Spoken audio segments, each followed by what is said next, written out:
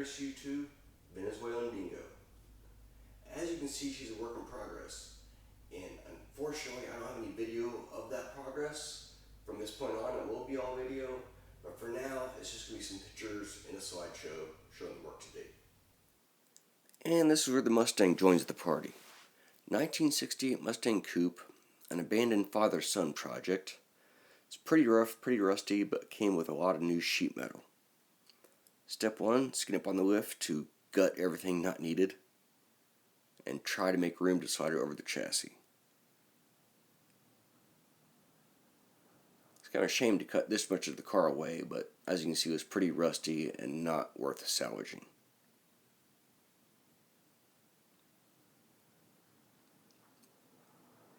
I even had to resort to ratchet straps to hold the core position in place. I had to cut so much away. And here you can see I had to add angle iron because the rockers had to go to clear the door bars of the Howe TA2 chassis. At this point we're getting ready, and there's the first attempt to set it down over the chassis. And first failure to set it down over the chassis. A little closer, cutting away a little bit at a time.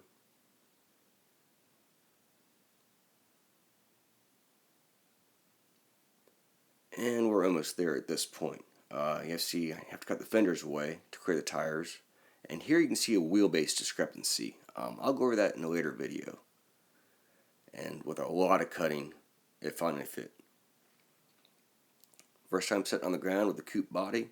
And all this was done essentially to locate the windshield frame and cowl panel. That's all of this original body that's being used. Everything else is new sheet metal that came with the car. And then all new fastback body panels for the rear. And here the old cars or old Mustang bodies being cut away, and the first new piece of sheet metal, the new fastback roof. And here it is joined to the original windshield frame and cowl. And more pieces getting clamped up and fit up and oriented over the body. Here's the new rear quarter going into place. Everything's just clamped at this point. Again, you can see the wheelbase discrepancy. More clamping and fitting and just hours and hours of moving things around, trying to get things right.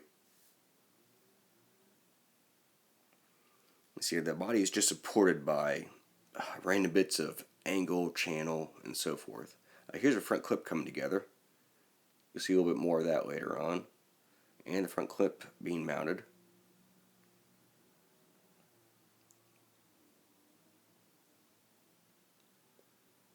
And here you can see a little bit more of the front clip and how it was done.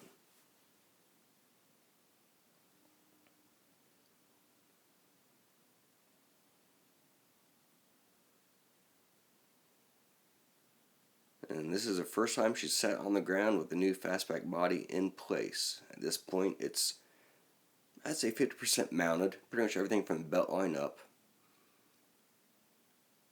Everything's going extremely better than expected at this point. Here you can see the wheelbase looks a lot better. Once again, I'll go over that in a later video. And this is how she sits right now. And that brings us to here. A couple things on the mounting of the body. The body isn't adding any structure to the car. It's merely a dressing. It's just decoration, whatever you want to call it. All the structures in the chassis. All the body and body mounting has to do is support its own weight and keep its own shape. So you're not going to see all the understructure you would like you would in the original unibody of the Mustang. It's been mounted in a few different ways, and I'll go through those here in a second. The first part of that is the front clip. It's your removable front clip, separate hood with the fenders, balance panel. All this will be one piece, easily removable. And the reason for that, I can demonstrate with this. That is where the air cleaner is going to sit. The motor in this chassis is technically a front mid-engine, where the entire engine is behind the front axle. And it's here. And as you can see, it makes it kind of difficult to work on. Just with the hood open, not that accessible, especially the front drive. So by making the whole front clip easily removable, it's going to be much easier to work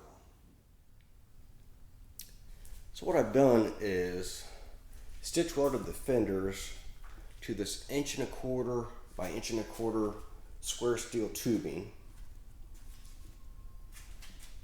which then has 3/4 by 3/4 tube to saddles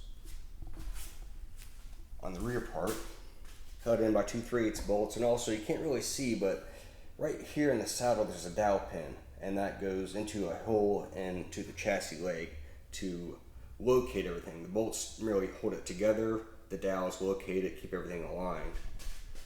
Try to get a bit better view of that. Then on the front side, more square tubing down to a pad on the front chassis leg. Same thing, 2/3 bolts, and also dowel pins down here as well. And then the hood will locate to hood pins or use fasteners, I'm not sure yet, to that square tube around the perimeter to keep everything buttoned up nice and tight. And next back is the windshield frame and cowl section. Those will be located, the cowl will be located at 4 points. 2 directly underneath the windshield right here. These aren't quite finished, these will get gussets to help further reinforce this windshield frame. And that's because I'm running a glass windshield. I know Lexan is the light way to go and probably the best way to go, but I like my glass. Better visibility, the windshield wipers won't scratch it. I'm willing to take the weight penalty for the convenience of good vision. And then in front of the cowl, it's kind of difficult to see, but more structure welded to the cowl down to pads off the chassis, or legs off the chassis legs. Then I don't have anything here yet, but there will be something from the main roll hoop to the upper windshield frame.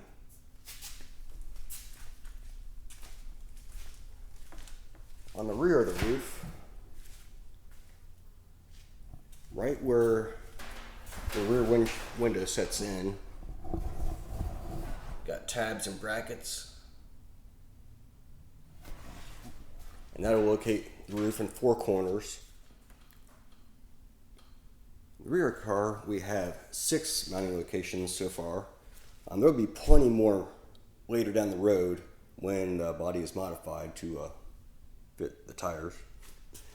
But for now, we've got locations right here that'll be hidden by whatever I decide to put in here. Thinking maybe NACA ducts for rear brake cooling maybe, or transmission diff cooler. But these bolts right here that'll be hidden. Just simple little chassis tabs. You can see that from the other side.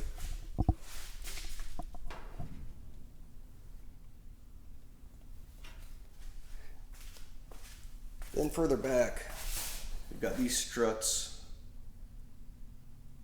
just in front of the deck lid, tying up the chassis on these 2 little tabs, and all the way in the back, we got some brackets that the body will be sandwiched between the bracket and the rear bumper, and also a locking bolt just to keep everything nice and true.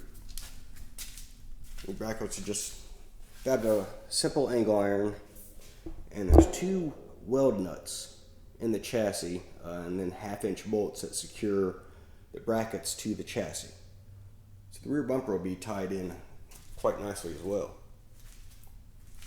And that's where she stands as of now.